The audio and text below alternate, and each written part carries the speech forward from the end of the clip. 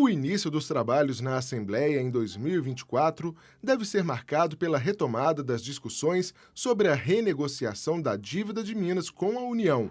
Governo do Estado, Legislativo Mineiro e Senado buscam, junto ao Ministério da Fazenda, uma saída duradoura que não penalize a entrega de serviços públicos, não promova o congelamento de salários do funcionalismo e preserve empresas públicas como CEMIG, Copasa e Codemig. Veja agora o histórico de como surgiu o regime de recuperação fiscal e os principais passos da negociação em torno do RRF em Minas. 2017. Por meio da Lei Complementar número 159, de 19 de maio de 2017, o governo federal cria o regime de recuperação fiscal para socorrer os estados com alto índice de endividamento. Os primeiros a aderirem ao RRF foram Goiás, Rio de Janeiro e Rio Grande do Sul. 2018. Na gestão do ex-governador Fernando Pimentel, do PT, o Estado conseguiu uma liminar do Supremo Tribunal Federal que suspendeu o pagamento da dívida. 2019. O governador Romeu Zema, do Novo, encaminha à Assembleia o projeto que autoriza o Estado a aderir ao regime de recuperação fiscal. 2022.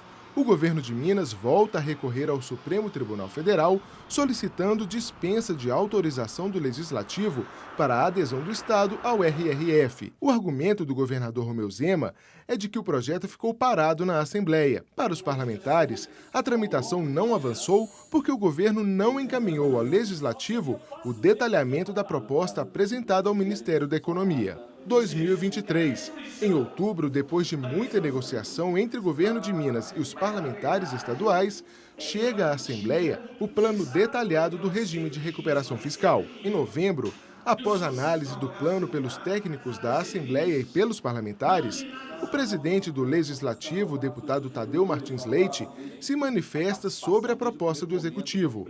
Na avaliação do presidente da Assembleia, a ideia do governo não resolve o problema da dívida de Minas com a União. Mesmo depois de 9 anos de restrições impostas pelo regime, a dívida do Estado passaria dos atuais 160 bilhões para 210 bilhões de reais. Na prática, o plano do governo exige condições para que o Estado possa pagar as parcelas mensais, mas sem garantir uma saída sustentável para a dívida. Também em novembro, o presidente da Assembleia, Tadeu Martins Leite, e o presidente do Senado, Rodrigo Pacheco, se reúnem para buscar uma saída política para a renegociação da dívida de Minas. A proposta defendida por eles inclui a federalização de empresas estatais, o uso de créditos do acordo judicial com a Samarco pela tragédia de Mariana, a antecipação de créditos relativos às perdas com a Lei Candir e a quitação do restante da dívida em 12 anos. Enquanto isso, prossegue a tramitação da adesão de Minas ao RRF no Legislativo,